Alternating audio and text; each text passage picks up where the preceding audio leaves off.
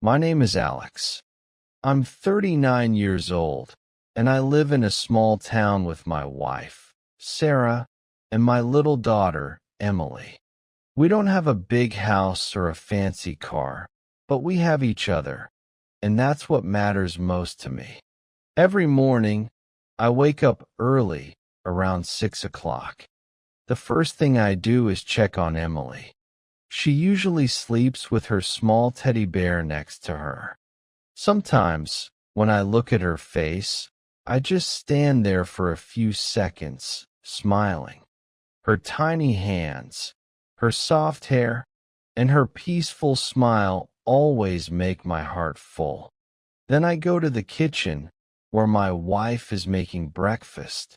She usually says, "Alex, hurry up, you'll be late again," and I laugh. We live a simple life. I work as a mechanic in a small garage near the main road. It's not an easy job. Every day, I fix cars, get my hands dirty, and deal with angry customers. But at the end of the day, when I come home and see Emily running to hug me, all the tiredness disappears. Emily is only 8 years old, but she is full of light. She loves to draw pictures of flowers and write small notes for me. Sometimes she puts a note in my lunchbox that says, "Daddy, don't forget to smile today." Every time I open it at work, my heart melts. She's my sunshine. We didn't have much money. Our town is small, and life is not easy. But we were happy, truly happy. We laughed together, played together, and prayed together every night before going to bed. Emily always said the same prayer: "Dear God, thank you for my mommy and daddy. Please give them happy hearts." But life can change in 1 second. One Sunday morning, Emily woke up feeling tired. She didn't want to eat her breakfast. I thought maybe she just didn't sleep well, so I said, "It's okay, sweetheart.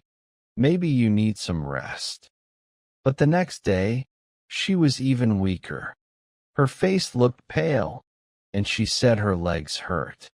Sarah and I got worried, so we took her to a small clinic in town. The doctor there examined her and said, "It might be a normal infection. Give her some rest and medicine." We did what he said, but after a few days, Emily didn't get better. She got worse. She started to lose weight, and one day she fainted while drawing in her room. I ran to her and caught her before she hit the ground. We rushed to the hospital. My hands were shaking as I carried her. The doctors ran some tests. I sat outside the emergency room, holding Sarah's hand. She was crying quietly, and I tried to stay strong. But my heart was beating so fast that I could hear it in my ears. After a long time, a doctor came out. His face looked serious. He asked us to come to his office. I felt something was wrong. He sat down, looked at the papers in his hand, and said softly, "Mr. and Mrs. Alex, I'm very sorry. Your daughter has leukemia." For a moment, I didn't understand what he said. I asked, "What is that?" He said, "It's a type of blood cancer." It felt like someone had hit me in the chest. My body froze. Sarah started to cry loudly, and I just sat there, unable to move. I wanted to believe it was a mistake. I wanted him to say, "I'm sorry, we made an error." But he didn't. He said Emily needed to start treatment immediately. The doctor continued, "She will need chemotherapy. It's a long and expensive process." I looked at him and asked, "How expensive?" He told me a number, and it felt impossible.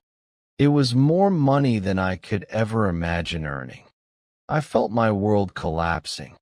That night, I couldn't sleep. Emily was in the hospital room, connected to machines, her little body lying there so quietly. I sat beside her bed and held her hand. I whispered, "Daddy's here. You'll be fine." But deep inside, I was terrified. I didn't know how to save her. The next morning, I made a decision. I said to myself, I don't care what it takes. I'll find the money. I'll do anything for her. I started working extra hours in the garage. I fixed cars until midnight. My hands were full of cuts and oil, but I didn't stop. I sold my car. I borrowed money from friends. I even sold my old watch, the one my father gave me. Sometimes I walked home at night under the cold rain, thinking, will it be enough? Will I be able to save her?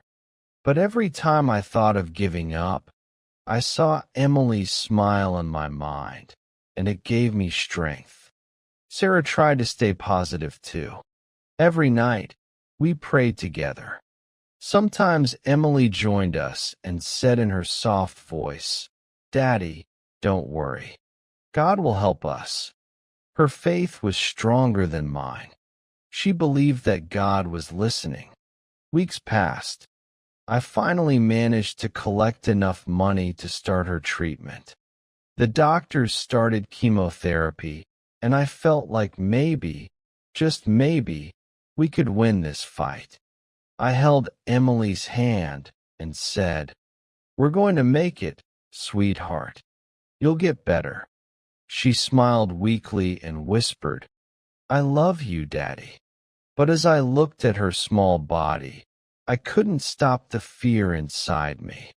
I knew the road ahead was long, painful, and uncertain. Still, I told myself, don't lose hope. You have to believe.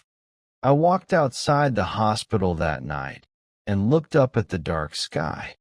I said quietly, "God, please help my little girl. I can't do this alone." At that moment, I didn't know what the future would bring, but I made a promise to myself. No matter what happens, I will fight for her. I will believe. The first few weeks of Emily's treatment gave us a little hope. She smiled at the nurses, even when they gave her painful injections. She always tried to be strong. I called her my little warrior, and she would whisper, "Daddy, I'm not scared." But the medicine was too strong for her small body. She started losing her hair, her skin became pale, and she often cried at night because of the pain. I tried to smile in front of her, but when I left the room, I cried silently in the hallway. Sarah was always by Emily's side, reading her stories and singing soft songs to help her sleep. Every morning, I brought flowers to her hospital room. Emily liked yellow flowers because she said they looked like the sun.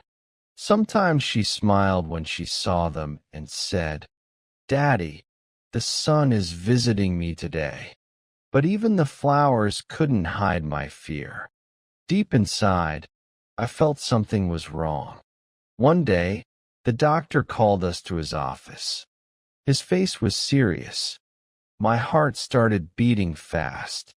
He said gently, "Mr. and Mrs. Alex, I'm very sorry, but Emily's condition is getting worse. The treatment isn't helping anymore." I stared at him, hoping I heard wrong. "What do you mean?" I asked with a shaking voice. He looked down and said quietly, "She may have only 3 days left." 3 days. The world around me disappeared. I couldn't hear anything. My body went numb. Sarah began to scream and cry, and I just stood there, frozen. 3 days to say goodbye to my little girl. It didn't make sense. I went outside the hospital and sat on the cold ground. I looked at the sky and shouted in my heart, "Why, God? Why her? She's only 8." Tears ran down my face, and I felt completely lost. I had no power left, no answers, and no hope. That night, I sat beside Emily's bed. She was sleeping peacefully. I held her hand and prayed, not with words, but with my soul. I whispered, "God, please, if you can hear me, save her. Take my life if you must, but don't take hers." For the first time, I truly believed. I didn't ask because I wanted something. I asked because I trusted him. I let go of everything, fear, anger, and pain, and I put it all in his hands. When I opened my eyes, I felt calm. Something inside me said, "Don't be afraid." The next morning felt different. The sunlight entered the hospital room, brighter than before. Emily opened her eyes and smiled at me. It wasn't a weak smile like before. It was warm and full of life. She said, "Daddy, I feel better." At first, I thought maybe she was just trying to make me happy. But a few hours later, she asked for food, real food. For weeks, she couldn't eat anything, but now she wanted soup and bread. The nurse was surprised too. She checked Emily's temperature and heartbeat, then called the doctor. The doctor came quickly. He looked at Emily, asked her a few questions, and ran some tests. He looked confused. "This is strange," he said. "Let's wait and see." The next day, Emily was even stronger. She sat up in bed, drew pictures, and laughed with her mom. The nurses couldn't believe their eyes. They whispered things like, "This is amazing," and "She's a miracle child." After 2 more days, the doctor came into the room with some papers in his hand. His face looked pale, and his eyes were wide open. He said slowly, "Mr. and Mrs. Alex, we repeated the tests many times, and I don't understand it. There is no sign of cancer in her body." For a second, I couldn't speak. My wife covered her mouth with her hands and began to cry. I felt tears running down my face too. I looked up at the ceiling and said, "Thank you, God." The doctor continued, "Medically, this is impossible. I can't explain it. But I could. I knew exactly what had happened. It was faith. It was the power of believing in God when everything seemed lost." A few days later, Emily was strong enough to go home. When she walked out of the hospital, holding my hand, I felt like the happiest man in the world. The wind touched her short hair, and she smiled at the sky. She said, "Daddy, God heard us." That night, when she was asleep, I sat by her bed and cried again. But this time, they were tears of joy. I realized that God never left us. He was with us the whole time, even when I couldn't feel him. Now, every morning when I wake up, I say thank you. I thank God for the miracle, for my family, and for the strength he gave me. Life isn't perfect, but faith makes it beautiful. If you're listening to my story right now, remember this. No matter how dark your life feels, don't lose faith. Miracles are real. Just believe. And if this story touched your heart, please like this video, subscribe to my channel, and share it with someone who needs hope today. Because sometimes your story of faith can be the light in someone else's darkness.